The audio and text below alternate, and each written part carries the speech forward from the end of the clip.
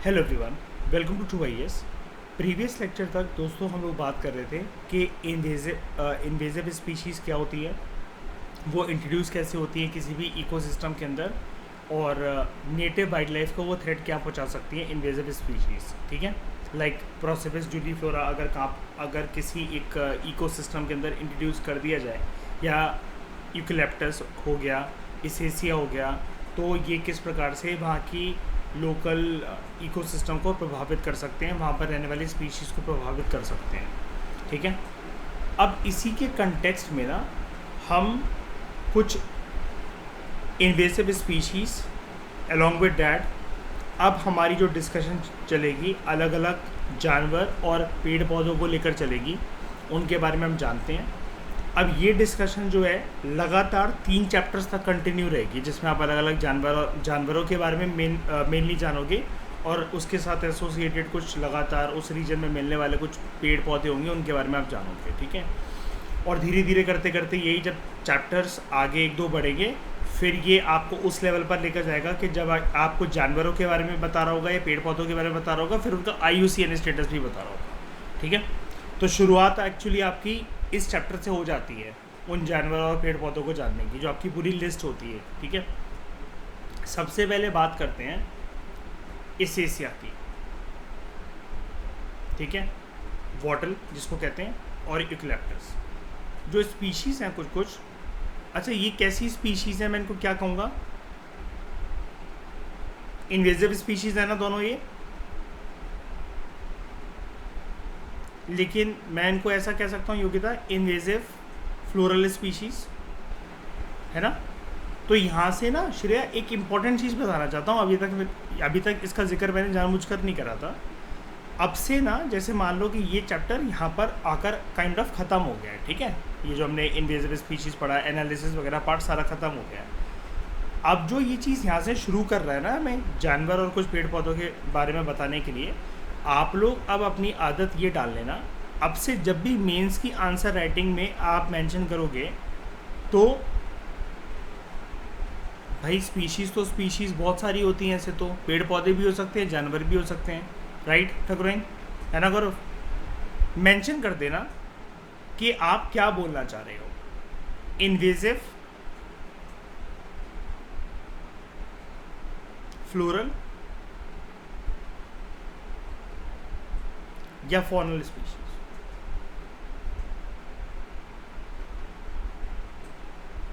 ठीक है, आज से अब आप पूरी बात बोला करोगे।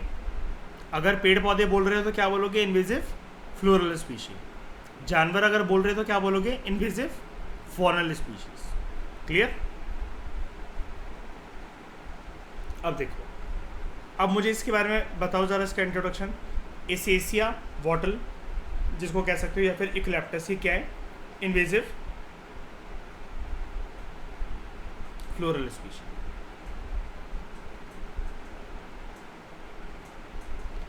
स्पीशीज लाइक यूकलिप्टस वॉटल जिसको इसेसिया कहते हैं, they were introduce from Australia. यानी कि ये कहाँ से आए हैं, रिसर्चर्स ने क्या फाउंड आउट करा है, ये कैसे पहुँचे इंडिया तक, एशिया तक, दूसरे रीजन तक, ऑस्ट्रेलिया से। They have become highly invasive, यानी कि इनकी नेटिव प्लेस क्या है, ऑस्ट्रेलिया। लेकिन जब ये दूसरे रीजन्स में जा रहे हैं, तो क्या मैं ऐसा कह सकता हूँ ये इतने डोमिनेंट हैं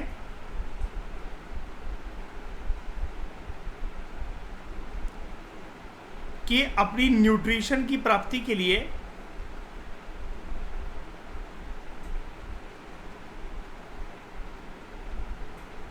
ये एक एरिया के लोकल वेजिटेशन को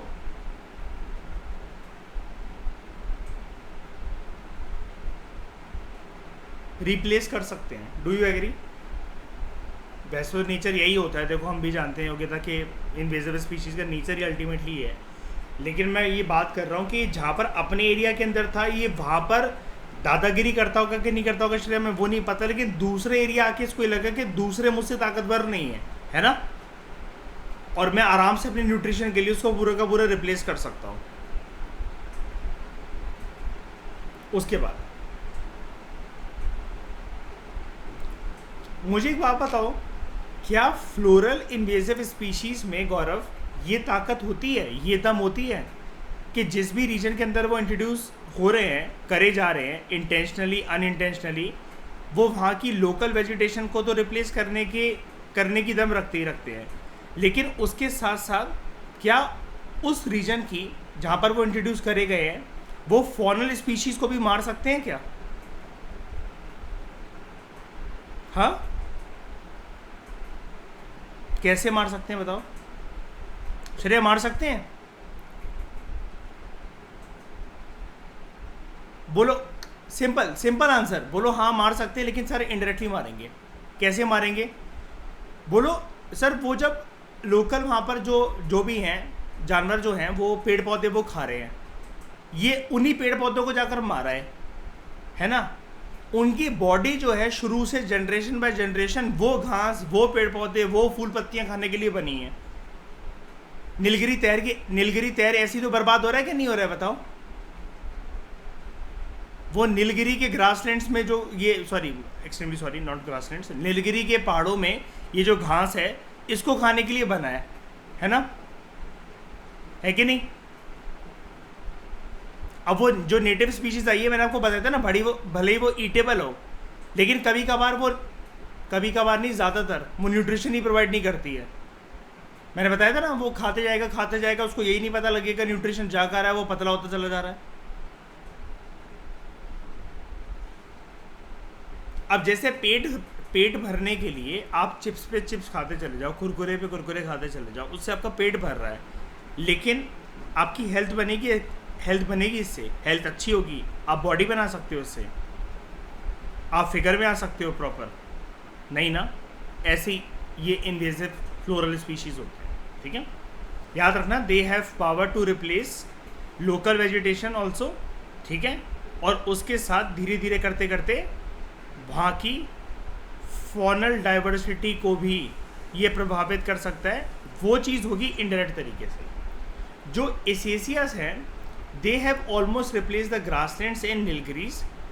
अब वहाँ पर ये बेसिकली जो रोलिंग ग्रासलैंड्स हैं उनकी बात कर रहा है, ठीक है? एज सच कुछ ग्रासलैंड्स वहाँ पर आपको देखने को नहीं मिलते, आप सोचो कि ग्रासलैंड हैं, इसलिए मैंने अपनी बात को भी वापस खींच लिया था जब मैं ग्रासलैंड्स के बारे में बोल रहा था, जो कि वहाँ पर कैटल्स को बड़े सारे सेंचुरी से सस्टेन करता है। अच्छा, और मुझे बताओ, वहाँ पर पेस्चुरलिज्म को कौन प्रैक्टिस करता है, कौन सी ट्राइब्स, और कैटल को कौन रेज करता है? Which tribes are there in Nilgiris? Toda tribes. Very good.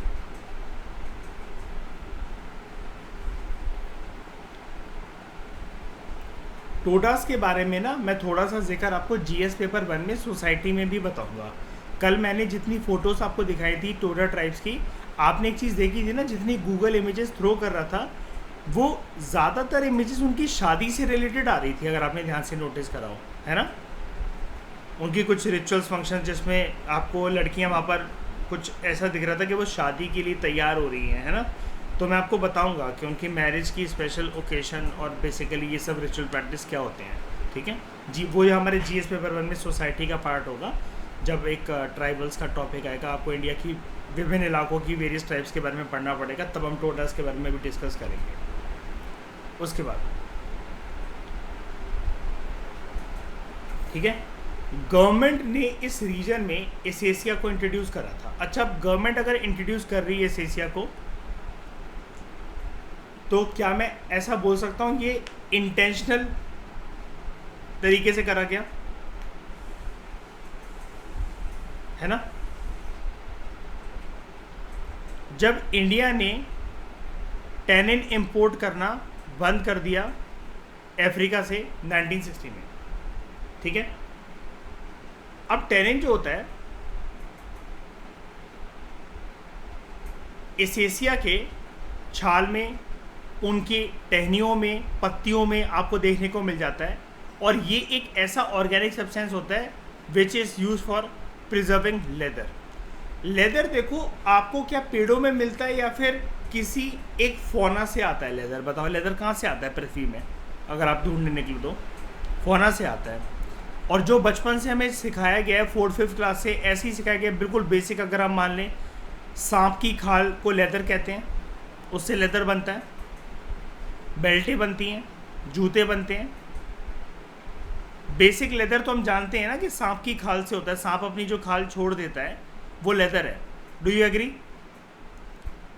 अब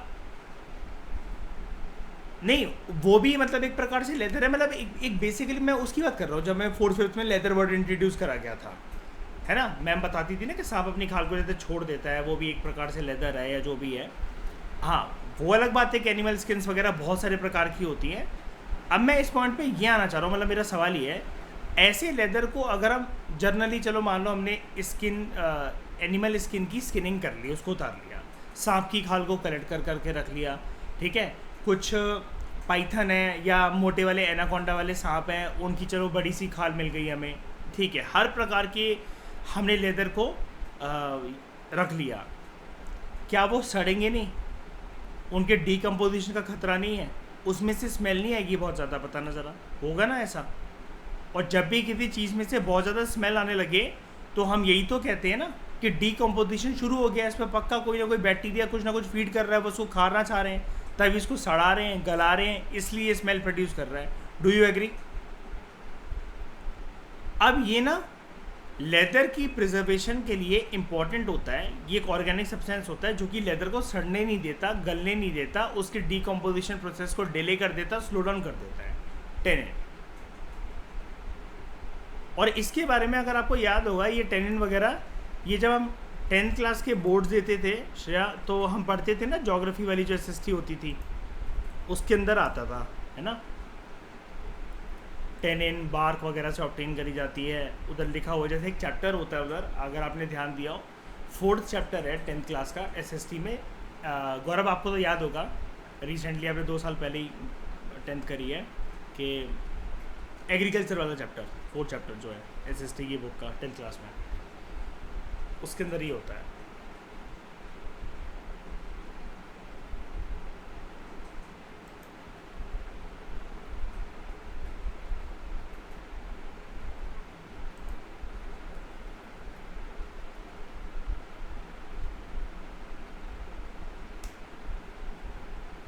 इस एशिया से मिलने वाला टेनिन,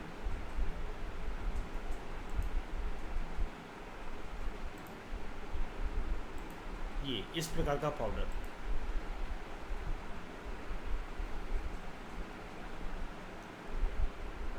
ऑनलाइन भी मिल रहा है, ये 348 रुपीज़ का। ओके, तो इंडिया ने इंपोर्ट करवाना अफ्रीका से बंद कर दिया था। क्यों बंद कर दिया था?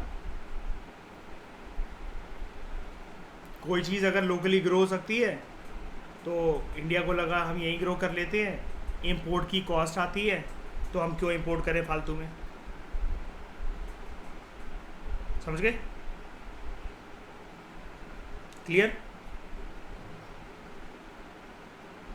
अब जो चीज़ यहाँ पर बनानी होती है, इसलिए सरकार उनके ऊपर कभी ध्यान देती नहीं है ना, बिना सोचे समझे इस एशिया की ग्रोथ कर मारी, और आज नीलगिरी सफ़र कर रहे हैं। नीलगिरीज की अगर लोकल वेजिटेशन लुप्त हो गई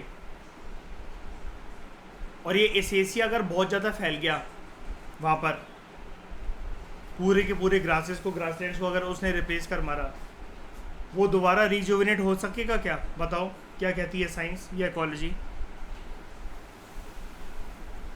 नहीं, ऑलमोस्ट नेक्स्ट टू इम्पॉसिबल है।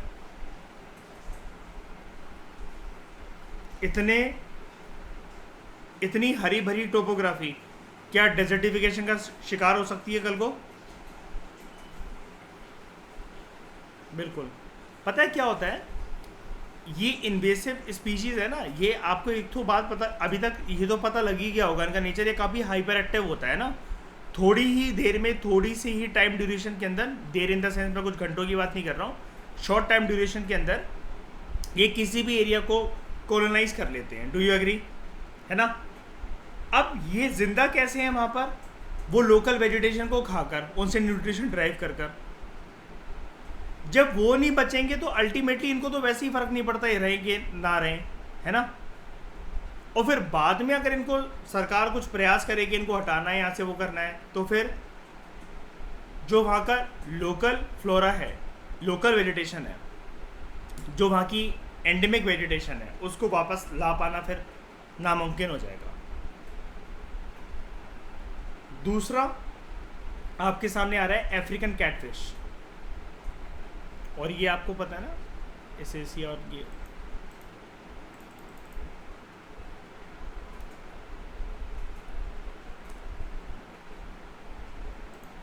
ये एसेसिया, ठीक है, नीलगिरीज के अंदर मैंने आपको दिखाए थे।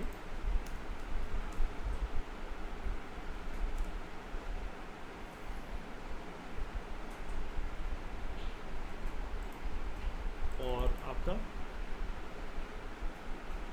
यूकेलिप्टस, ये आपका यूकेलिप्टस, ठीक है। और ये थी वहाँ की टोरा ट्राइब।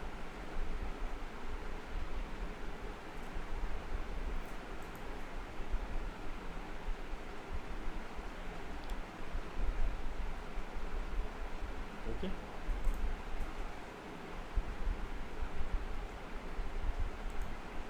अब बात करते हैं अफ्रीकन कैटफिश की। पहले दिखा देता हूँ आपको।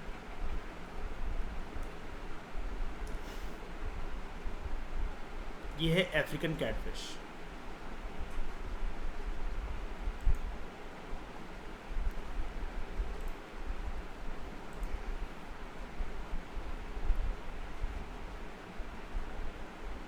Okay,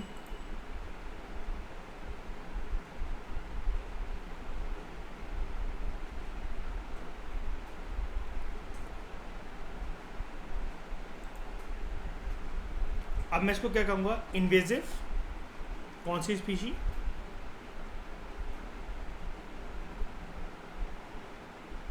phonic. अफ्रीकन कैटफिश को, ठीक है, वैसे सरकार ने बैन कर रखा है, ठीक है। ये एक इन्वेजिव स्पीशीज़ है, इट इज़ इलीगली रेयर्ड, और बेची जाती है केरला और तमिलनाडु के मार्केट में, ऑब्वियस ही बात है, खाने के लिए, ठीक है। रेयरिंग इसकी क्यों होती है, अगेन ऑब्वियस ही बात है, ताकि ये पॉपुलेशन बढ़ सके और ये बिक सके। याद है हमने टर्म यूज़ करा था अभी 1-2 चैप्टर पहले वेटलैंड्स में, शायद एक्वाकल्चर, है ना। तो जो पेंस बनाकर ना बेसिकली यहाँ पर केरला तमिलनाडु में लोग मतलब यही करते हैं, ठीक है। ये बैंड है अफ्रीकन कैटफिश, क्यों? क्योंकि इन्वेजिव स्पीशी है।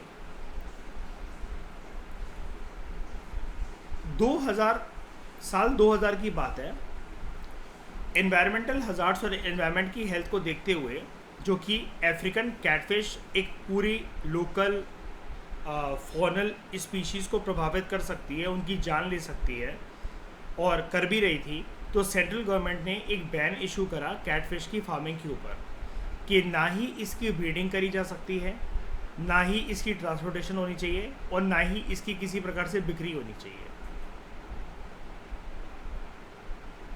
जो इंडिजिनस फिश वैरायटीज़ हैं, ये जो इतनी खतरनाक कार्निवोरस फिश थी, अब कार्निवोरस है तो यानी कि क्या खाती होगी, इन दूसरी मछलियों को खाती थी। मैं इसको मांसाहारी मछली बोल सकता हूँ, बिल्कुल। तो काफ़ी खतरनाक, it was a very voracious carnivorous fish which was posing threat to indigenous fish varieties. Tamil Nadu में, दक्षिण भारत में, तमिलनाडु में और केरला में इसने काफ़ी जो लोग फिश लोकल जो फिश वेराइटीज़ थी, जो वहाँ की नेटिव स्पीशीज़ थी, एंडेमिक स्पीशीज़ थी, उनकी संख्या एकदम से कम कर दी थी। और ये इशू ना काफ़ी टाइम से फिशरमैन रेज कर रहे थे, राज्य की सरकारों तक बात पहुंची, फिर केंद्र की सरकार तक बात पहुंची, तो सेंट्रल गवर्नमेंट ने फिर इसकी ब्रीडिंग, ट्रांसपोर्टेशन और सेल के ऊपर बैन लगा दिया।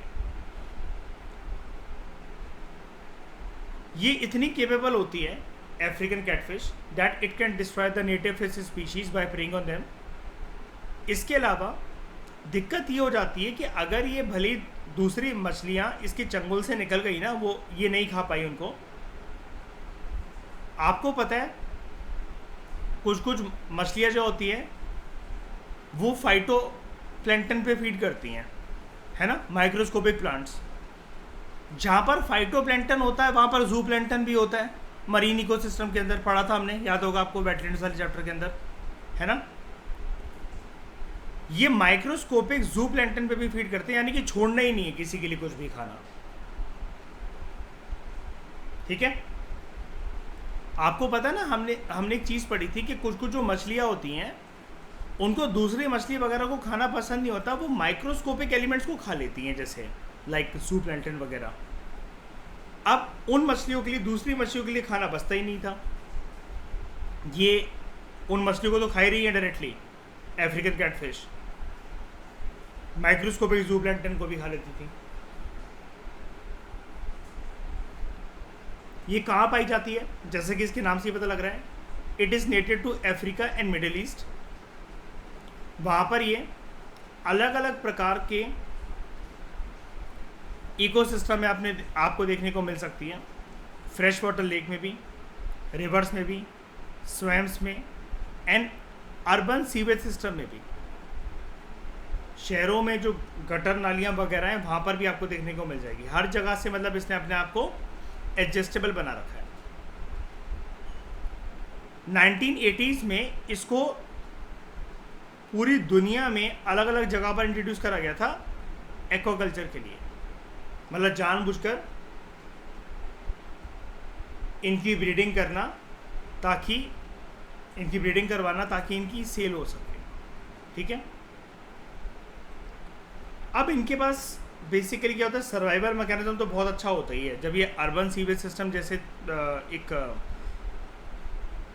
जगह पर ही सर्वाइव कर पा रही हैं, तो आप ये समझ सकते हो कि टॉलरेंस कैपेसिटी इनकी कितनी होती होगी। Its ability to survive in shallow mud for long period of time. आप मिट्टी वाले पानी के अंदर या मिट्टी के अंदर अपनी मछली को रख दो, सर्वाइव कर जाएगी कोई भी मछली। जब घर पे एक्वेरियम साफ़ होता है, कभी भी आप में से अगर किसी के यहाँ फिश हो, फिश टैंक हो, तो उसको साफ़ टाइम टू टाइम क्यों करा जाता है, पानी गंदा हो रहा है ना। और पानी गंदा होने से क्या होता है, मछलियों के लिए क्या कम हो जाता है, डिजॉल्व ऑक्सीजन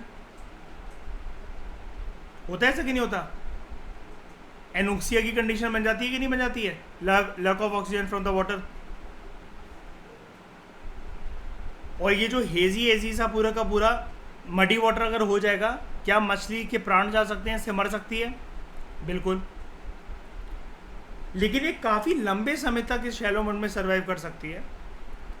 इसके पास हाई टॉलरेंस कैपेसिटी होती है। भाई मडी वाटर के अंदर सर्वाइव कर पा रही लंबे समय के लिए, तो ऑब्वियस ही बात है पुअरली ऑक्सीजनेटेड वाटर, यानी कि जिस पानी में डिसॉल्व ऑक्सीजन जो है उसकी मात्रा कम भी हो या बहुत घटिया हो, ये फिर भी सर्वाइव कर जाएगी। और उसके बावजूद भी it is involve in fast breeding, तो ये इसको दूसरी नेटिव स्पीशीज एक एज देता है।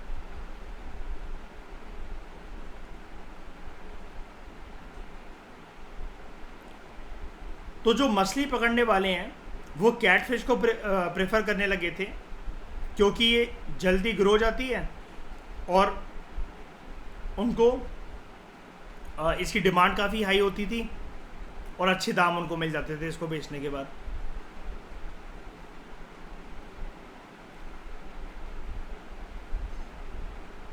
खाती क्या ये, बड़े सारे जो फार्म्स हैं they use chicken waste as feed, polluting water sources और इन्वायरमेंट में सर्वाइव करके अपना खाना कुछ ना कुछ ढूंढ लेती है। क्योंकि अब ये देखो ना, अर्बन सीवेज सिस्टम, नाले में जो भी कीचड़ है, जो भी गंद है, अगर ये वहाँ पर सर्वाइव कर पा रही है, तो ये मतलब सब कुछ खा लेती है अपने जीने के लिए। और एक्सपर्ट्स का ये मानना है, जो ये बैन अब लगाया गया सरकारों के द्वारा इतने टाइम बाद, it would have little effect unless the existing stocks are destroyed. मतलब अब वो कहने वाली बात मतलब ये घुमा फिरा कर के जो स्टॉक जो चला गया, जो मछलियाँ लुप्त हो गई है, वो वापस नहीं आ सकती। उसके लिए पहले चलो इसको बैन लगा दिया गया, इसको पूरी तरीके से निकाल दिया गया है, सही है। लेकिन ये भी देखो कि इनका एक्वाकल्चर किसी भी प्रकार से ना हो, जो फिशरमैन इनको लोकल मार्केट्स, लोकल मंडीज़ के अंदर बेच रहे हो, कहीं पर भी देश के किसी भी कोने के अंदर उसके ऊपर बैन लगाया जाए, ठीक है। और फिर आप बहुत सारी चीज़ें बोल सकते हो कि जनता को जागरूक करने की ज़रूरत है कि देखो अल्टीमेटली इससे जो आप दूसरी मछलियाँ खा रहे हो वो भी नहीं रहेगी, आप सिर्फ इसी के भरोसे तो नहीं रह सकते। जो नेटिव स्पीशीज़ है, पॉपुलेशन है फिशेस की, वो पूरी तरीके से एक्सटिंक्ट हो सकती है इसकी वजह से, तो इसको पूरी तरीके से हमें हटा देना चाहिए। ठीक है, उसके बाद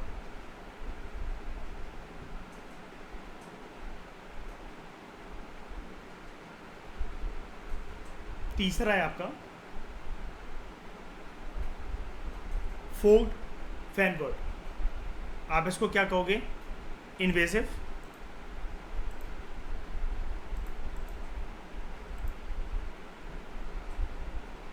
इन्वेसिव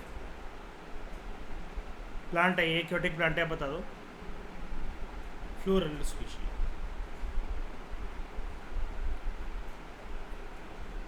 फोग्ड फैनबर्ड।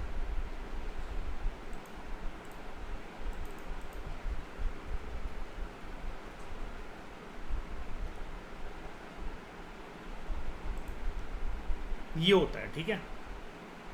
अब नॉर्मल सा फूल दिख रहा है आपको कि कमल की तरह खिल रहा है पानी में, ऐसा ऐसा वैसा, ठीक है। पानी के ऊपर ना ऐसी पकड़ बना लेगा कि कुछ टाइम के बाद वहाँ पर ना एक पूरी की पूरी तरीके से ग्रासलैंड बना डाले जिसपे इंसान चल सके आराम से, कोई माने भी ना कि वहाँ पर पानी कभी था भी कि नहीं था।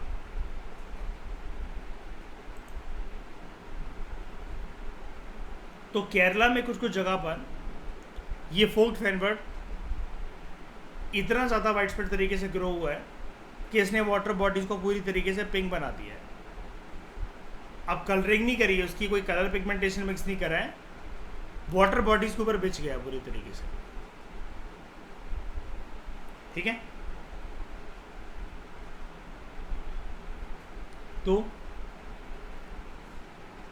इट इज़ अ सबमर्ज, पानी में डूबा रहने वाला एक सदाबहार एक्वेटिक प्लांट होता है। पेरिनियल मतलब क्या? इसको कोई पर्टिकुलर मौसम चाहिए खिलने के लिए नहीं ना। जैसे पेरिनियल रिवर्स कौन सी होती हैं? सदाबहार। और वो कौन सी होती है? पेनिनसुलर या हिमालयन रिवर्स है पेरिनियल रिवर्स। और उनको हम लोग क्या कहते हैं? पेनिनसुलर रिवर्स को सीजनल रिवर्स, ठीक है। They grow in stagnant to slow flowing fresh water. अब जो चीज़ स्टैग्नेंट वाटर में ग्रो हो सकती है तो आप समझ ही सकते हो कैपेसिटी इसकी, टॉलरेंस कैपेसिटी। ये एक इन्वेजिव स्पीशी है that belongs to central and southern America. इसको एक कंसिडरेबल अमाउंट ऑफ ऑक्सीजन चाहिए होता है ग्रो होने के लिए, ठीक है। And that could badly effect fresh water biodiversity. फिर जब ये ग्रो होगा, पूरी की पूरी परत बिछा लेता है ना इसके ऊपर, तो फिर दूसरे स्पीशीज़ वगैरह जो होते हैं वो सर्वाइव नहीं कर सकते। ऐसे किसी जगह के अंदर हल्का फुल्का कोई फॉनल डाइवर्सिटी भी अगर एग्जिस्ट कर रही होती है, फिशेज़, कोई टेडपोल्स वगैरह, वो भी लुप्त होने लग जाते हैं फिर। अच्छा, इतनी चीज़ तो आप समझ गए ना। एक बात अगर मैं रिकॉल करवाऊँ, ये फोग्ड फैनबर्ड है, it is native to central and southern America, African catfish, Africa and middle east, ठीक है। इसी प्रकार से एसेसिया वाटरलर इक्लेप्टस जो है ये they are native to Australia. अब ये चीज़ तो आपको पता लग गई थी ना कि किसी भी इकोसिस्टम के अंदर इंट्रोड्यूस कैसे होते हैं। मैंने आपको बताया था शिप्स के बलास्ट वाटर या प्रोपेलर्स नीचे से जो ढक्कन खुलता है वहाँ से आ सकते हैं, ठीक है। लकड़ियों की शिपमेंट होती है तो कुछ इंसेक्ट वहाँ पर जा सकते हैं, ठीक है। इंसान जब ट्रांसपोर्टेशन करते हैं, इम्पोर्ट एक्सपोर्ट करते हैं, उन माल में कोई ना कोई चीज़ जा सकती है। कभी कभार खुद इंट्रोड्यूस इनको करा जाता है कमर्शियल वैल्यू के लिए। जैसे अब यहाँ पर किसने अपने पैर पर कुल्हाड़ी मारी, इसको इंट्रोड्यूस किसने करा कि इंपोर्ट की कॉस्ट बचा लेंगे हम अफ्रीका से, है ना, टेनिन नहीं मंगवाया करेंगे। सरकार ने इंट्रोड्यूस करा ना, और अब भागती फिर रही है, इनसे बचती फिर रही है सरकार। उसके बाद जो हमने पढ़ा था रेन और स्नो पैटर्न जो चेंजेस हो रहे हैं क्लाइमेट चेंज की वजह से, तब भी कुछ इन्वेसिव स्पीशीज जो है वो मूव कर सकते हैं। कभी कभार दूसरी स्पीशीज़ जो हैं वो भी ला सकती हैं इसको। जैसे दूसरी स्पीशीज़ का मतलब मैं बताऊँ ये कैसे ला सकती हैं। एक एग्जांपल देता हूँ। मान लो कि पैसिफिक ओशन से होते हुए इंडियन ओशन तक एक वेल आई, ठीक है, और वो एक मछली को खाती हुए आ रही थी, और वो मछली या वो कोई स्पीशी अगर जो कुछ भी था, मतलब वो किसी भी प्रकार की मछली की प्रजाति थी, वो हमारे रीजन में इंट्रोड्यूस होकर एक इन्वेसिव फॉनल स्पीशी के तौर पर साबित हुई, ठीक है, जिसने लोकल फिश पॉपुलेशन वगैरह को मारना शुरू कर दिया। अब जो वेल है या जो शार्क है, उसके मुंह में वो भरी हुई थी, अभी तक उसने निगला नहीं था, यहाँ तक वो आई, और फिर वो धीरे धीरे होते होते वो बच गई कैसे भी करके। जब इस रीजन के अंदर वो इंट्रोड्यूस हुई तो उसने देखा लोकल मछलियाँ वगैरह तो इतनी कमज़ोर हैं, मैं उनको आराम से खा सकती हूँ, और उसने खाना वगैरह शुरू करके बस ऐसे करते करते डोमिनेट कर लिया पूरे एक रीजन को। ये होता है, मतलब कंडीशन बहुत सारी हो सकती है, मतलब मैं आपको एक और कंडीशन एडिशनल बता रहा हूँ।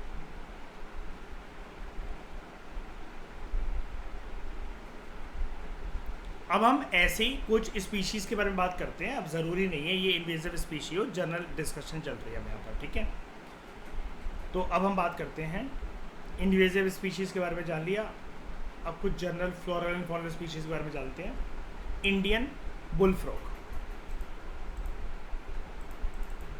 यहाँ से देखो आप इसको।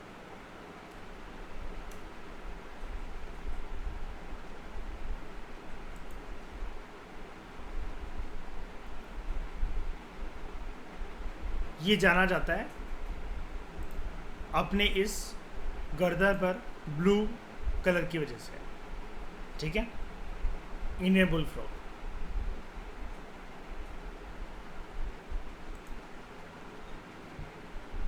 It is a large species of frog जो कि मिलती है आपको साउथ एशियन कंट्रीज़ के अंदर। नाम है इंडियन बुल फ्रॉग, तो इंडिया के अंदर तो है ही अवेलेबल, म्यांमार के अंदर, बांग्लादेश, इंडिया एंड नेपाल।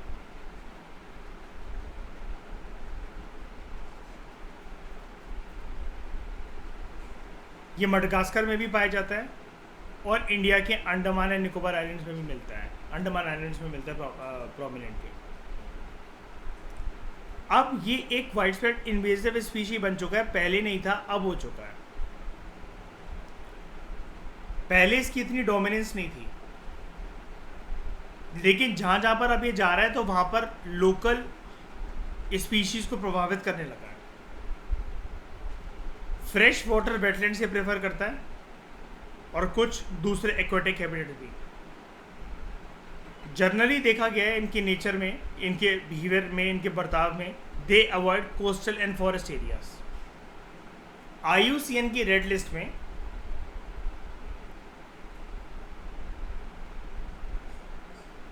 ये लीस्ट कंसर्न कैटेगरी में आता है। अगर लीस्ट कंसर्न कैटेगरी में आता है तो यानी कि इसकी कोई हंटिंग वगैरह या इतनी हो नहीं रही है, और लीस्ट कंसर्न है तो किसी का कोई ध्यान भी नहीं है, लेकिन इसकी संख्या भी फिर बहुत होगी। और अब इसका नेचर है इन्वेसिव स्पीशी का, इन्वेसिव फॉनल स्पीशी का, तो ये प्रभावित कर सकता है लोकल एरिया में मिलने वाले जीव जंतुओं की संख्या को। फिर यूपीएससी ने साल 2018 में इसके बारे में क्वेश्चन पूछा था, प्रोसोपिस जूलीफ्लोरा।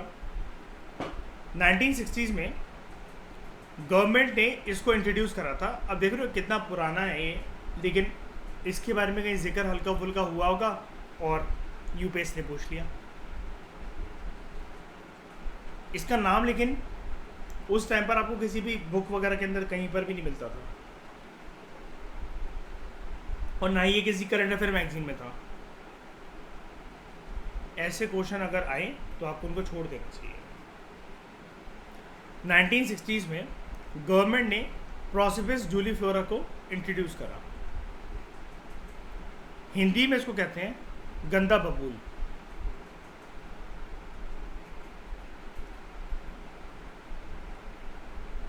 मैं आपको दिखाता हूँ यहाँ पर।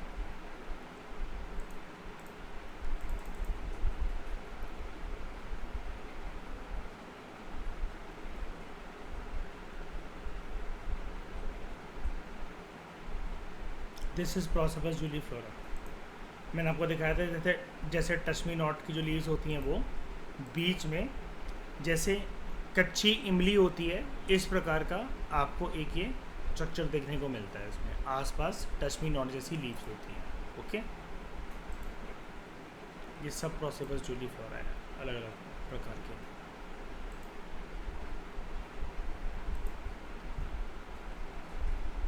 तो इसको बन्नी ग्रासलैंड रीजन में इंट्रोड्यूस करा गया था to fight the salinity and stop the advancement of the Rann of Kutch. और हमने बन्नी ग्रासलैंड्स और बन्नी कैटल के बारे में पढ़ा था कहाँ पर, वेस्टर्न इंडिया में, है ना, जहाँ पर हम लोग डिस्कस कर रहे थे खराई कैमल के बारे में भी, याद होगा आपको, है ना। इसलिए यहाँ पर लिखा हुआ है रन ऑफ कच्छ, और ये सेलिनिटी से लड़ने के लिए।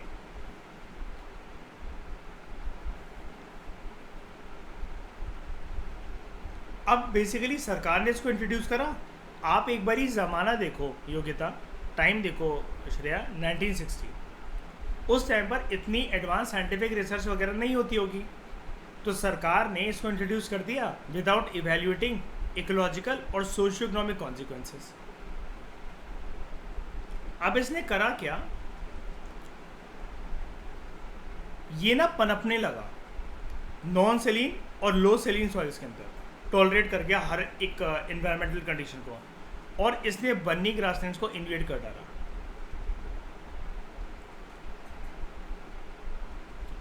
उसी को बचाना था, है ना, सैलिनिटी के लिए, उसी को इन्वेड कर डाला।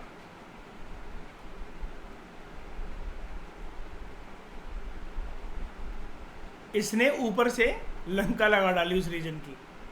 The plant also takes away all the rechargeable water, और ड्रॉट कंडीशंस को इसने और ज़्यादा उत्तेजित कर दिया कि ड्रॉट जितनी धीरे धीरे आ रहे थे, सूखा पड़ रहा था, अब और ज़्यादा पड़ने लगा। और उसके पीछे अगर ये फैक्टर 2 है तो फैक्टर 1 की वजह से रिचार्जेबल वाटर जो है, वहाँ पर कितने ही ग्राउंड वाटर होता है अभी बताओ वेस्टर्न इंडिया के अंदर, regions like Rajasthan and Gujarat, ना के बराबर ना, ये उसको खींचने लगा। अब वहाँ पर जैसे नीलगिरीज में कौन सी ट्राइब होती है, कौन सी कम्युनिटी होती है, टोडा ट्राइब्स। तो यहाँ पर जो होते हैं मालधारी हर्डर्स जो हैं कच्छ रीजन के गुजरात में, वो अपने गाय भैंस भेड़ बकरियों को चरवाने लेकर जाते थे। हल्के फुल्के बन्नी ग्रासलैंड्स वहाँ पर जो थे, जहाँ पर उनकी गाय भैंस भेड़ बकरियाँ चरती थी, घास को, वो भी डिस्ट्रॉय हो गए। This meant a huge loss of pastures.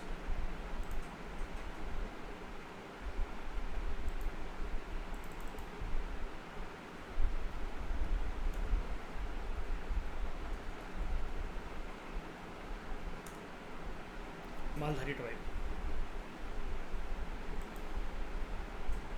अब ये चरवाने यहाँ पर लेकर आए हैं। कितनी कितनी सी जगह दिख रही है बताओ चरने की, ना के बराबर है ना, है ना।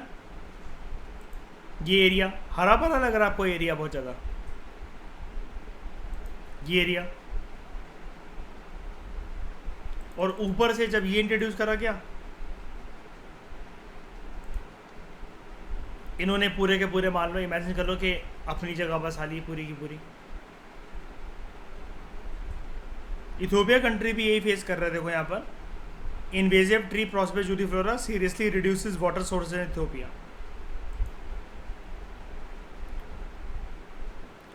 यार ये ना खींच लेते हैं, जैसे अब जैसे एक बात बताओ, ये ऐसे बिल्कुल झाड़ों की तरह बना हुआ है पूरा का पूरा, इधर इसने पूरा जंगल बसा लिया, दिख रहा है, औकात दिख रही है इतनी सी, है ना।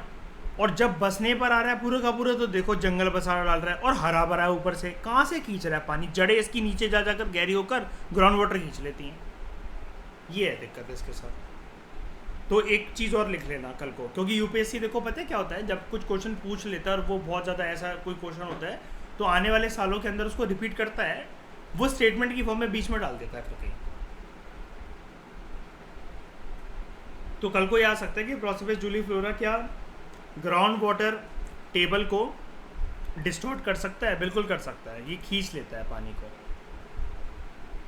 मालधारी जो हर्डर्स हैं, जैसे नीलगिरीज में कौन सी ट्राइब परेशान है, इन्वेसिव स्पीशीज से, एसेसिया से, यूकेलिप्टस से, टोडा ट्राइब। यहाँ पर कौन परेशान है? प्रोसोपिस जूलीफ्लोरा से मालधारी।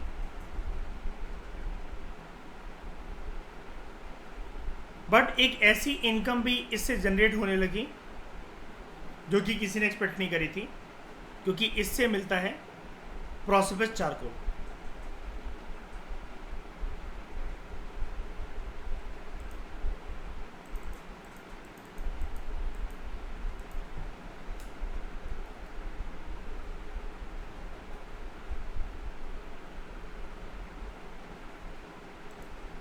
इसलिए मैं श्रेया आपको बता रहा था ना कि जब मैं प्रोसोपिस जूलीफ्लोरा पहली बार इंट्रोड्यूस करवाया था, जब मैंने बोला था कि बार बार रिपीटेड आता रहेगा और हर बार आने वाले चैप्टर्स के अंदर जब भी कोई इन्फॉर्मेशन आती है तो वो एक कुछ ना कुछ वैल्यू एडिशन करती जाती है।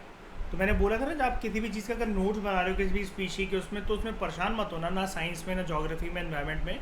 वो वैल्यू एडिशन आपका साइड में कॉर्नर्स में होता ही चलेगा। तो यूज़ स्टिकी नोट्स, है ना।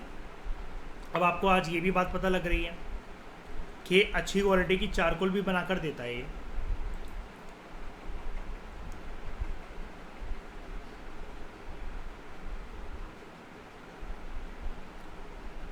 अब चारकोल एक ऐसे एरिया में जो कि गांव का इलाका हो या सेमी अर्बन इलाका हो, सबसे ज़्यादा मुझे बताओ कौन यूज़ करता है ये? फिर चारकोल किसके काम आएगा?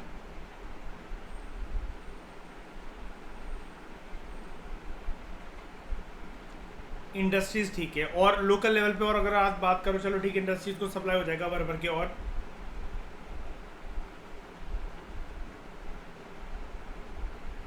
हाउस होल्ड से ज़्यादा जो प्रेस वाले होते हैं यूज़ करेंगे कि नहीं करेंगे?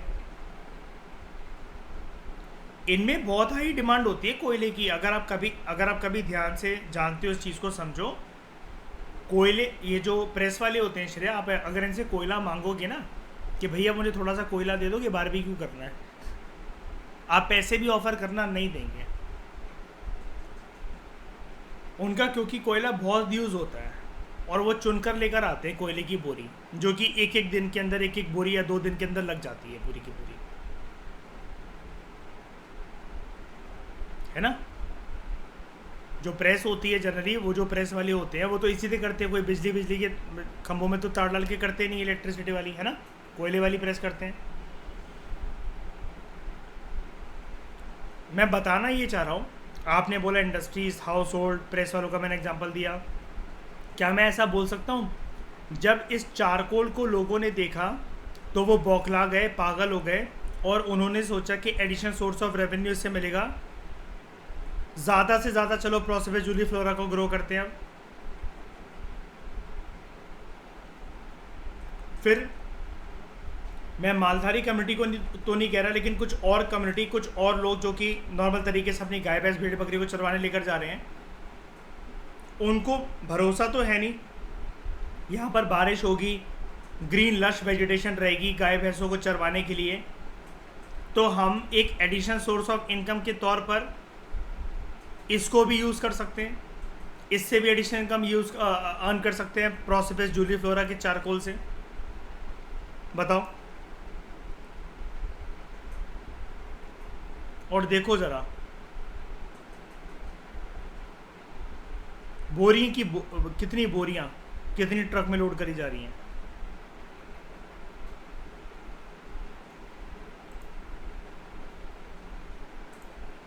ठीक है।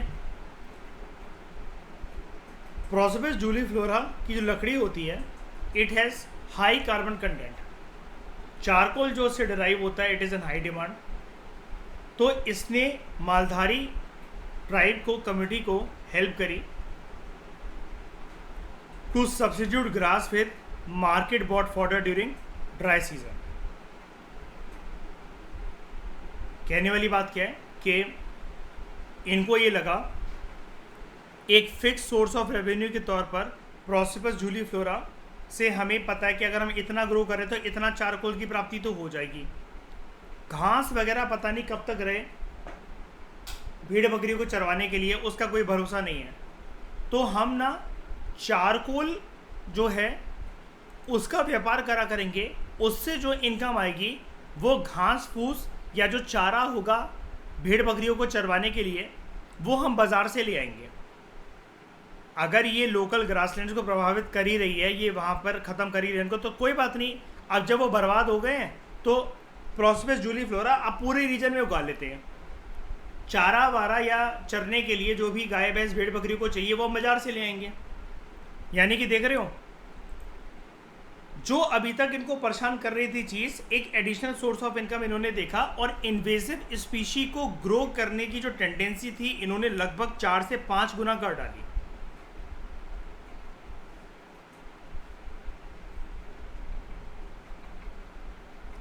है ना? समझ में आया? बन्नी ग्रासलैंड्स के बारे में कुछ जानते हैं? ऊपर हम बात कर रहे थे ना,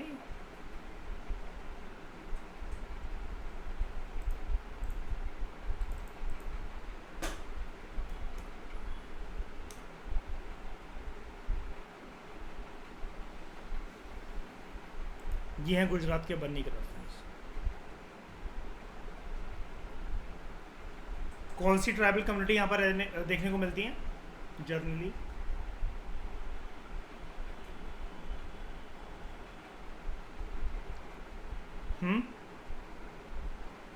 मालधारी। ठीक है। बन्नी ग्रासलैंड्स नेचुरल ग्रासलैंड्स हैं जो कि गुजरात के कच्छ रीजन में लगभग 2500 स्क्वायर किलोमीटर तक फैले हुए हैं।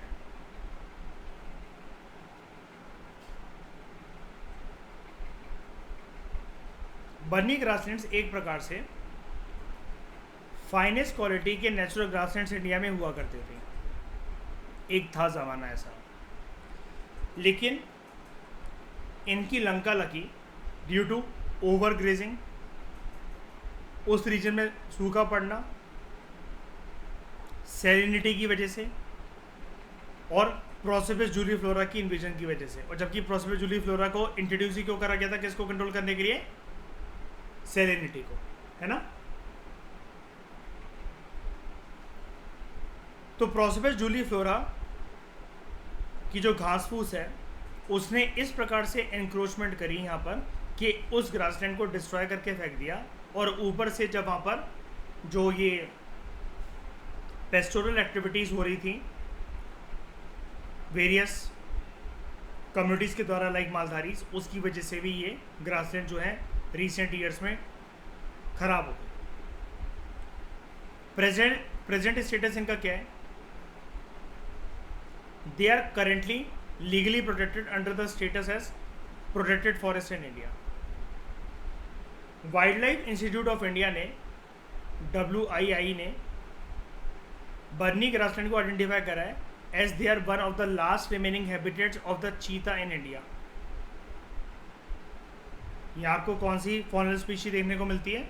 चीता की।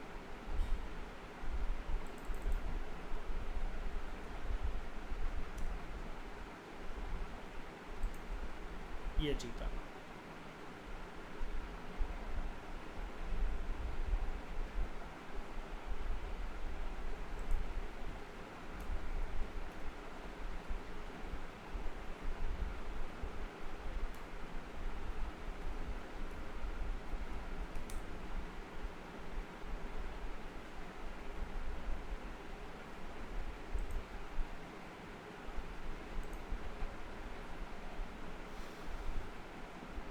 उसके बाद इंडियन वाइल्ड लाइफ जिसका IUCN में स्टेटस है नियर थ्रेटेंड, ठीक है, which had become confined to nearby little Rann of Kutch, यहीं देखने को मिलता था। फिर it has been increasing in numbers and has started spilling over the adjoining areas including Banni grassland. ये भी यहाँ पर अब आने लगा। अब जैसे तैसे क्या मैं ऐसा कह सकता हूँ कि मुश्किल से जो फूड चेन है वो मेंटेन हो रही होगी।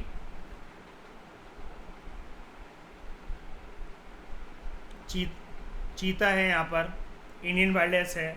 अगर हम बन्नी ग्रासलैंड्स को अनडिस्टर्ब छोड़ दें, वो कुछ और भी स्पीशीज़ यहाँ पर पनपेगी, तो फूड चेन जैसे तैसे बन रही है, बरकरार होने के लिए मतलब तैयार हो रही है। लेकिन ये प्रोसेपिस जूलीफ्लोरा इस पूरे के पूरे चेन को डिस्टॉर्ट करने के उसमें आड़ में जुटा हुआ है, इसलिए इसको इन्वेजिव बोला जाता है। मतलब कभी भी जो इन्वेजिव स्पीशी है ना, आप उसकी तारीफ सुनोगे, याद रखना थंब रूल, शॉर्ट रन में वो कुछ ना कुछ, मतलब अब जैसे आप सोचो कि सरकार इंट्रोड्यूस कर रही है तो कुछ सोच समझ के ही कर रही होगी, ठीक है, कुछ ना कुछ का फ़ायदा होता होगा।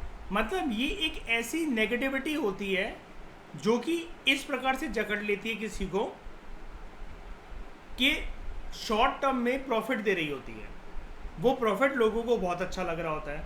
कभी भी अगर इन्वेजिव स्पीशी अगर लोग हटाने के लिए नहीं मान रहे ना, वो प्रॉफिट बहुत अच्छा लग रहा होता है लोगों को, लेकिन वो ऐसी नेगेटिविटी है, ये ऐसी मंजुलिका होती है जो जकड़ लेती है और आपको बर्बाद करके ही छोड़ेगी। जैसे प्रोसेपिस जूलीफ्लोरा, पहले कंप्लेन करते रहे हटाओ हटाओ हटाओ, बहुत डिमांड करते थे।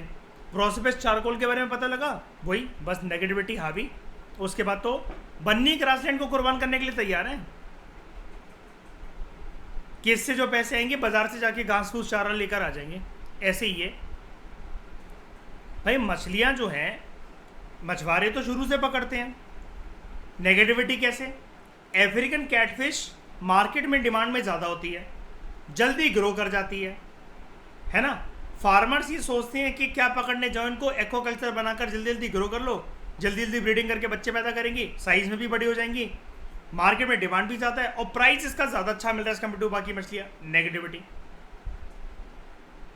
फॉक्ड फैनवर्ड, ये फॉक्ड फैनवर्ड नहीं, ये bullfrog, Indian bullfrog lease concern category में है, कोई ध्यान ही नहीं देगा, कभी ना कोई मारेगा,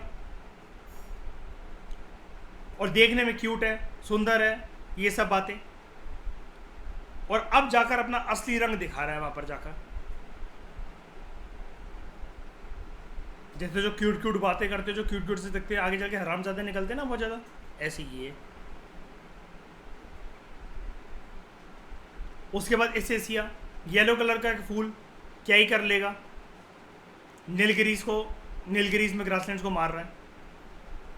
नेगेटिविटी कैसे? अरे हम सेल्फ डिपेंडेंस के ऊपर बिलीव करते हैं, सेल्फ सफिशेंसी के ऊपर बिलीव करते हैं, इंपोर्ट की कॉस्ट आती है लेदर प्रिजर्वेशन के लिए, इनको अफ्रीकन्स को क्या लगता है हम खुद कुछ नहीं कर सकते, let's stop importing of tannin from Africa. इसको इंट्रोड्यूस करो, क्या लंका लगा रहा है। कभी भी इस टॉपिक को अगर आप पढ़ो ना, इस सोच के पढ़ना कि मतलब ये चाहकर भी क्यों नहीं हट पाता है। वो नेगेटिविटी ना जकड़ लेती है भूत प्रेतों की तरह, इसकी लोगों के दिलो दिमाग पे हावी हो जाती है। नेगेटिविटी को नेगेटिविटी क्यों कहते हैं? क्योंकि वो दिमाग से जाती नहीं है ना। रियलाइजमेंट है, सब कुछ है, सारे फैक्ट, सारी चीजें आंखों के सामने है, लेकिन नहीं, निकल ही नहीं पाओगे।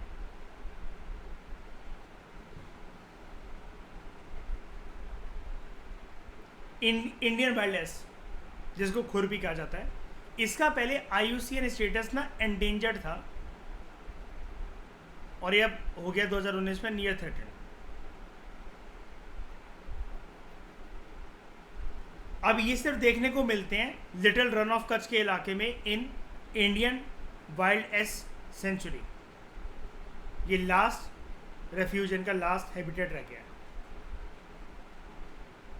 इसको थ्रेट क्या क्या है? Diseases, habitat degradation due to salinity ingress, मतलब जो खारापन यहाँ पर बहुत ज़्यादा वो बढ़ गया है, जिसकी वजह से हैबिटेट इनके रहने के लिए बचा ही नहीं। कुछ तो खाएंगे ना यहाँ पर, लेकिन वो नमक जो है वो किसी चीज़ को पनपने नहीं देता, किसी प्रकार की घास वगैरह को। इन्वेसिव स्पीशीज प्रोसेपिस जूलीफ्लोरा की वजह से ही एक्चुअली ऐसा हुआ। And encroachment and increasing by Maldharis, वो अपने गाय भैंस भेड़ बकरी को चरवाने लेकर आते हैं, इनके लिए कुछ बचता नहीं।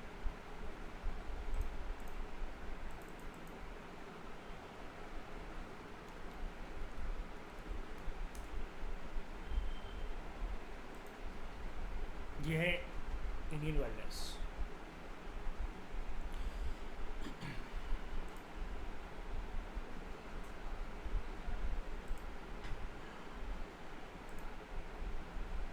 ठीक है, मालधारीज के बारे में कुछ जानते हैं। मालधारीज एक पेस्टोरल कम्युनिटी है, ठीक है, गुजरात में कच्छ रीजन में पाई जाती है। ये बन्नी ग्रासलैंड्स के ऊपर डिपेंडेंट होती हैं फॉर देयर लाइवलीहुड। इन्होंने कुछ tolerant breed of life stocks को डेवलप करा है रिसेंट ईयर्स में, सच एज कंकरेज। मतलब ये जो ब्रीड ऑफ लाइफ स्टॉक को डेवलप कोई भी करता है तो क्या मैं ऐसा कह सकता हूँ ये इंटरब्रीडिंग करवा कर होते हैं डेवलप। जैसे डॉग्स को भी ऐसी अलग अलग जो वैरायटीज़ होती हैं, क्या कहा जाता है ना कि ये रियल ब्रीड नहीं है ना, ये रियल नस्ल नहीं है कुत्तों की, ये क्रॉस ब्रीडिंग करवा कर मतलब ये वाला कुत्ता बनाया गया है, ऐसा कहा जाता ना, यही है ऐसा, ठीक है। कंकरेज, अच्छा इन्होंने ऐसा क्यों करा, इन्होंने ये देखा कि जब इससे ब्रीडिंग होती है और इंटरब्रीडिंग के बाद एक ये नई लाइफ स्टॉक की ब्रीड जब हमारे सामने आती है तो हो सकता है कि उससे ज़्यादा मिल्क मिल रहा हो, है ना, ज़्यादा उसके अंदर चर्बी हो या जो भी इनके वो बेनिफिट सर्व करता हो वो लाइफ स्टॉक, ठीक है। तो कंकरेज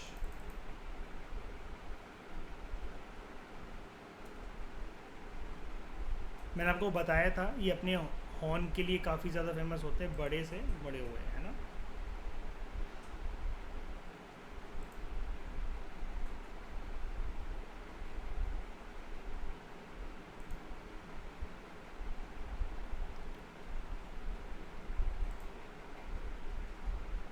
उसके बाद है बन्नी बफेलो,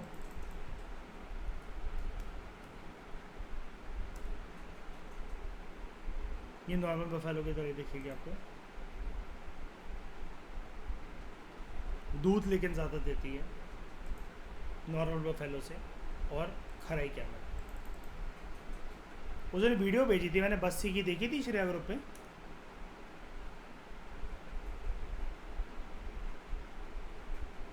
आप लोगों ने देखी थी? श्रेया नहीं देखी वीडियो मैंने वो जो भेजी थी? मेरी आवाज़ नहीं आई इसलिए मैंने पूछा। भगवान ने इसको क्या लगा कर भेजा, अपनी खुद की मिल्टन, है ना। अब मैं आपको एक बात बताता हूँ, अब उससे पक्का खराई कैमल तो कोई नहीं भूलेगा एटलीस्ट, है ना, क्यों गौरव, इतना तो। और जिसको यूपीएससी का पता नहीं होगा तो उसको ये भी पता लग जाएगा खराई कैमल के ऊपर क्वेश्चन आया था। खरा ऊँट की कौन सी तरह होती है, खरा बचपन से यही तो सिखाया जाता है, ऊँट को पानी तो नहीं मिल रहा, खरा गुड़ गुड़ गुड़ गुड़ करके अपनी बोतल भर रहा अंदर जाके। वो देखा श्रेया कहता है, कह रहा भगवान ने इसको समझा कर भेजा, जालिम दुनिया बेटा पानी नहीं देखी, अपना घर से भर के चलना। तो कंकरेज, बन्नी बफेलो, खराई कैमल। हाँ मैं आपको ये बता रहा था, यूपीएससी ना बड़ा चालाक होता है, आपको पता है ना, मैं एक सीरीज स्टार्ट करने वाला हूँ प्रीवियस ईयर क्वेश्चंस फिल्म्स के डी कोड करने के ऊपर।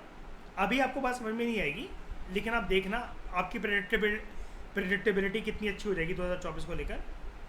यार ये बन्नी ग्रासलैंड है, मालधारी कम्युनिटी का कंटेक्स्ट है, प्रोसोपिस जूलीफ्लोरा का कंटेक्स्ट है। अगर ये पूरी कहानी कोई एक साथ अगर कवर करता, श्रेया सोच के देखो, 2016 में उन्होंने खराई कैमल के बारे में पूछा, ठीक है, 2018 में वो पूछ रहा है प्रोसोपिस जूलीफ्लोरा के बारे में, कंटेक्स्ट एक ही है, मतलब पूरी कहानी है यहाँ से लेकर यहाँ तक एक ही है। Prosopis juliflora, Maldhari community, prosopis charcoal, Banni grassland, Banni buffalo, Kankrej, Kharai camel, ये सब एक ही जगह से एसोसिएटेड है, ये सब कुछ है ना। अब आने वाले टाइम के अंदर, और बन्नी के बारे में भी आई थिंक पूछ चुका है यूपीएससी, बन्नी के बारे में भी आ चुका है क्वेश्चन। अब आने वाले टाइम में आप या तो मालधारी के लिए रेडी रहो, इंडियन वाइल्डलाइफ के लिए रेडी रहो, या कंकरेज के लिए आप रेडी रहो।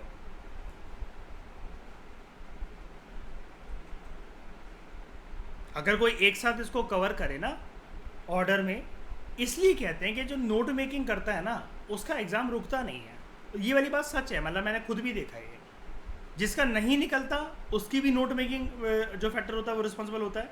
अरे भाई कितना भी पढ़ लो, आपकी जगह अगर सारी नॉलेज एक जगह कंसोलिडेटेड नहीं है, अब जैसे बुक है ये मुझे बहुत कंसोलिडेटेड लगती है, इसमें मुझे नोट्स वोट्स की ज़रूरत नहीं पड़ती है, और बनाना भी बेवकूफ़ी है, इतनी इन्फॉर्मेशन ऑलरेडी है। जब भी कोई वर्ड समझ में नहीं आ रहा, कोई एक्स्ट्रा इन्फॉर्मेशन, जैसे मैं आपको लिखवाता हूँ ये फंगस के बारे में या फिर यूकारियोटिक सेल्स के बारे में, या कुछ भी मैंने आपको एक्स्ट्रा इन्फॉर्मेशन अगर कहीं पर भी दी किसी भी चीज़ के बारे में, ब्रायोफाइट्स, एंजियोस्पर्म्स, तो वो साइड में मतलब लिख लो, वो ज़्यादा बेटर है। या कुछ स्टिकी नोट्स वगैरह लगा कर, या प्रॉपर तरीके से नोट्स बना रहे हो वो भी ठीक है, आपकी स्टाइल के ऊपर डिपेंड करता है। लेकिन पॉइंट इज कि आपके पास सारी जिस चीज़ के बारे में जहाँ बात होनी चाहिए एक जगह पर वो आपके पास इकट्ठी होनी चाहिए। आप ध्यान से देखो ना इसको, बताओ गलत बोल रहा हूँ मैं? ये पूरी कहानी जो है प्रोस्पेस जूलीफ्लोरा से होते हुए बन्नी ग्रासलैंड तक जाते हुए इंडियन वाइल्ड लाइफ स्कोर या मालधारी और उसके बाद खराई कैमल, एक ही नहीं है। और यूपीएससी पूछ चुका है लगातार 3 क्वेश्चन इसके बारे में, बन्नी बफेलो, खराई कैमल और आपका ये बन्नी बफेलो के बारे में श्योर नहीं हूँ, आई एम सॉरी, मैं पता करके बताऊँगा। लेकिन किसी न किसी साल आई थिंक पूछ चुका, अब ये श्योर नहीं हूँ मैं कि वो यूपीएससी का था या फिर किसी और पीएससी का था, ठीक है। खराई कैमल उसके बारे में तो आपको पता ही है, प्रोस्पेस जूलीफ्लोरा आपने तो क्वेश्चन देख ही रखे हैं। खराई कैमल का तो ऊपर बहुत देख दिया है, प्रोस्पेस जूलीफ्लोरा का ये रहा क्वेश्चन, अभी दिखा देता हूँ।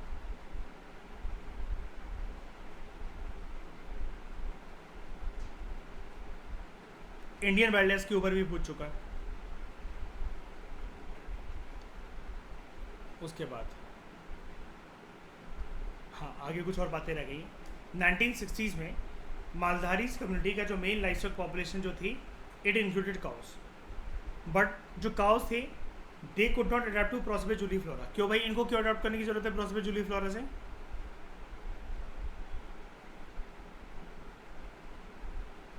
चरने के लिए, कहीं तो जाएंगे ना चरने, ठीक है।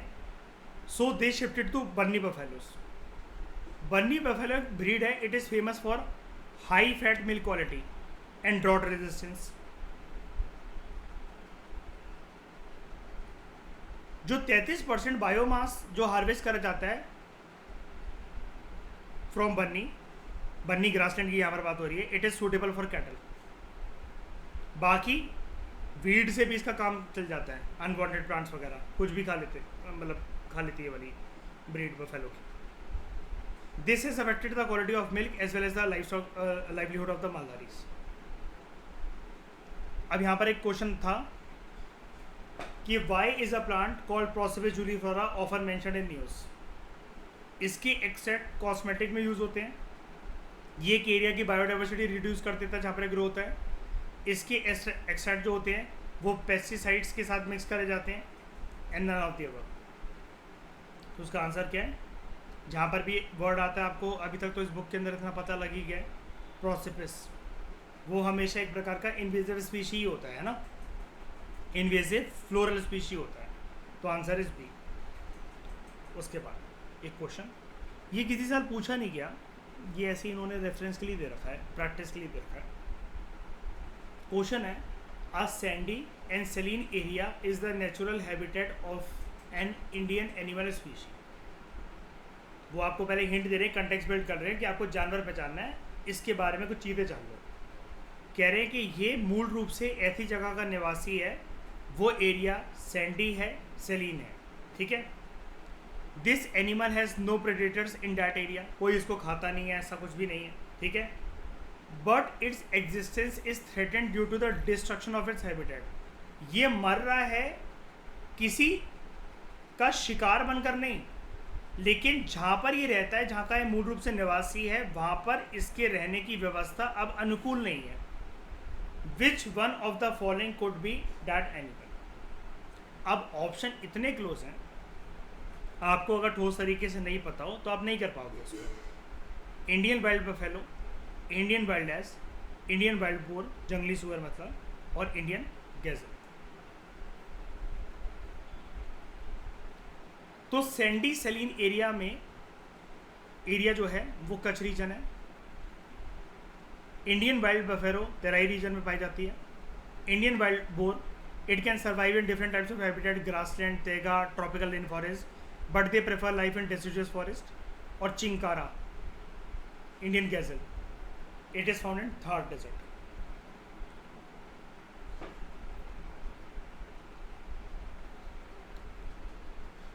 तो इसका आंसर है इंडियन वाइल्डनेस, ठीक है। और ये इंडियन गैज़ल क्या होता है?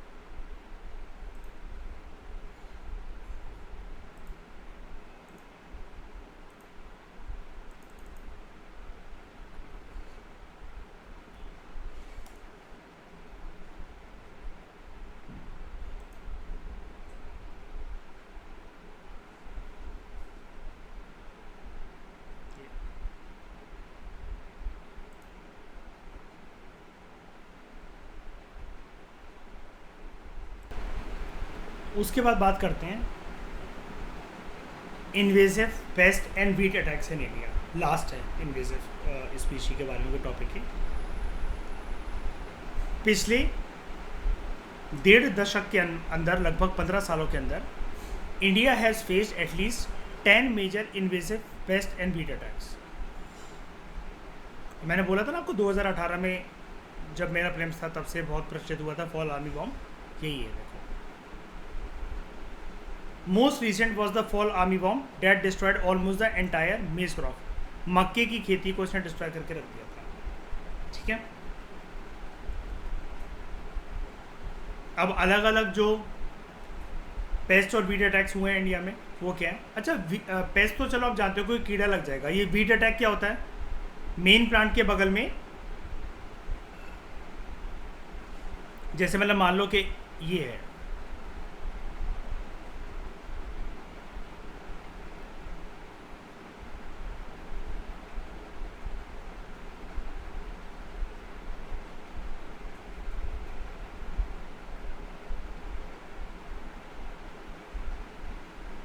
ये एक मेन प्लांट है, इसके बगल में ये सॉइल ही है। एक सॉइल बना देते हैं यहाँ पर, समझो इस चीज़ को ध्यान से।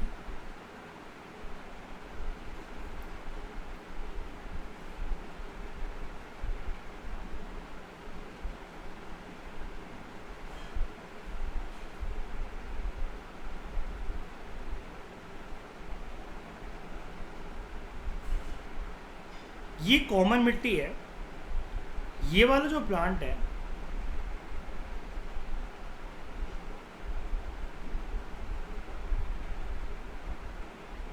इसकी जो जड़ें हैं वो यहाँ पर है, ठीक है। ये मिट्टी कॉमन है, यहाँ पर लिंक्ड है ये सारे के सारे। ये अपना न्यूट्रिशन कहाँ से डिराइव कर रहा है?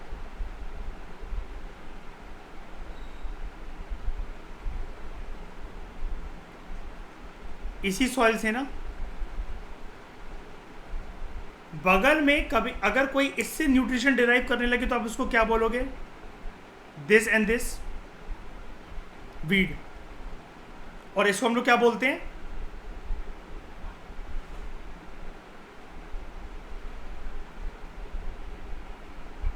Unwanted plant. इसको रखना चाहिए, उखाड़ के फेंकना चाहिए।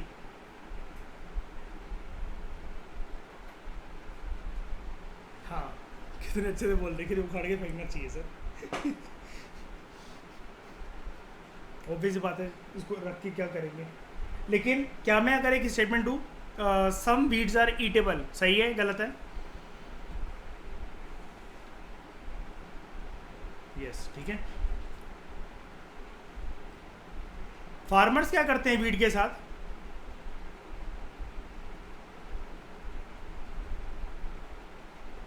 सबसे पहली उनकी निगाह होती है कि इसको उखाड़ कर फेंकना है ना, मेन क्रॉप का, वरना न्यूट्रिशन निचोड़ लेंगे।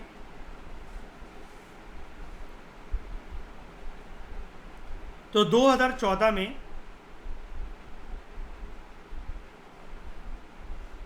कॉफ़ी बेरी बोरर,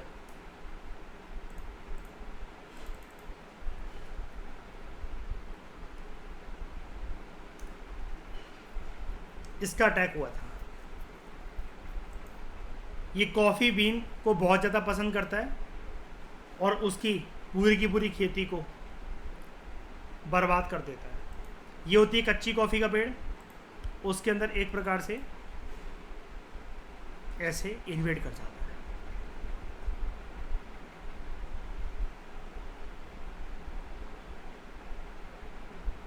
और पूरा का पूरा उसका न्यूट्रिशन या मतलब जो भी उसकी फ्रेशनेस होती है उसको मार देता है, खा लेता है, ठीक है। इसका नाम होता है scientific name हाइपोथीनिमस Hampi. North America में पाया जाता है।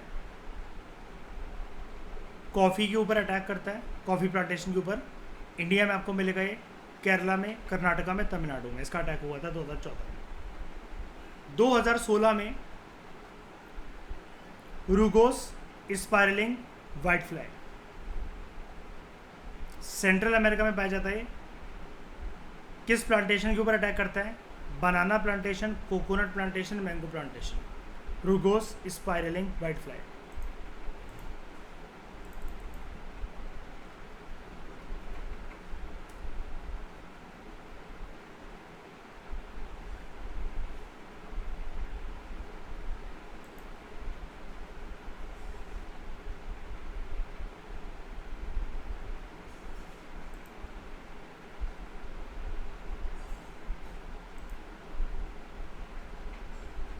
ठीक है,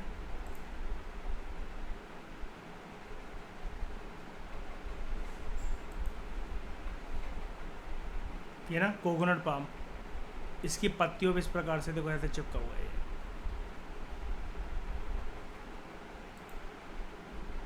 बनाना leaves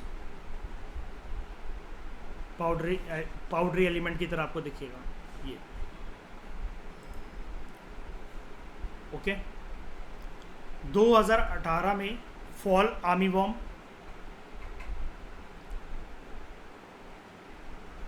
Spodoptera frugiperda, northern South America, corn के ऊपर, मेज के ऊपर अटैक करता है। इसका मेजर अटैक हुआ था कर्नाटका में, सदर्न इंडिया में। और फॉल आर्मीवॉर्म के बारे में आपको दिखा चुका हूँ।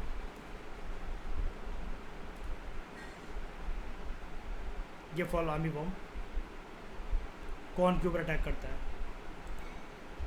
भुट्टे के ऊपर। ठीक है,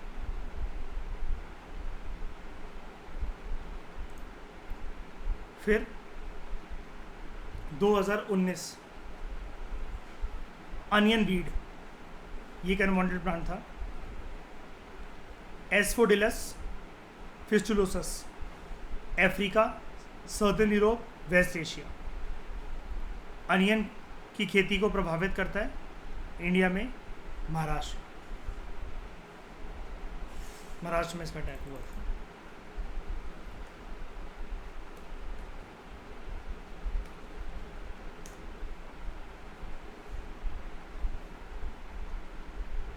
ये है प्याज। आपको पता है ना, कोई उसका पेड़ नहीं लगता, वो रूट होता है ना। इसको उखाड़ेंगे तो निकलेगी प्याज, आलू वगैरह ऐसे उगते हैं, राइट। उसके बगल में जाके लग जाता है ऐसे, उसके साथ।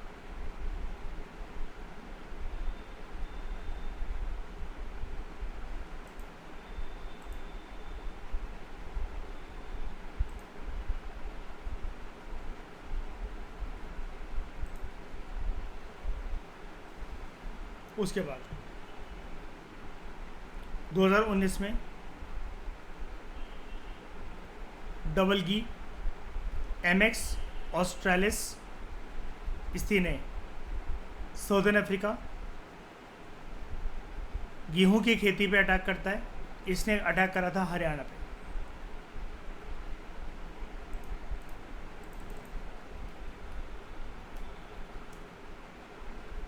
या डबल गी।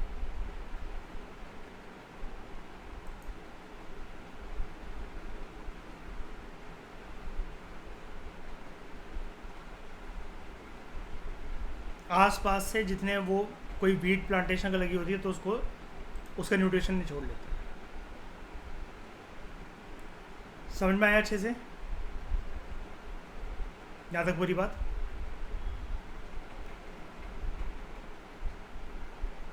इस डिस्कशन में फिलहाल इतना ही। Thank you very much for discussion.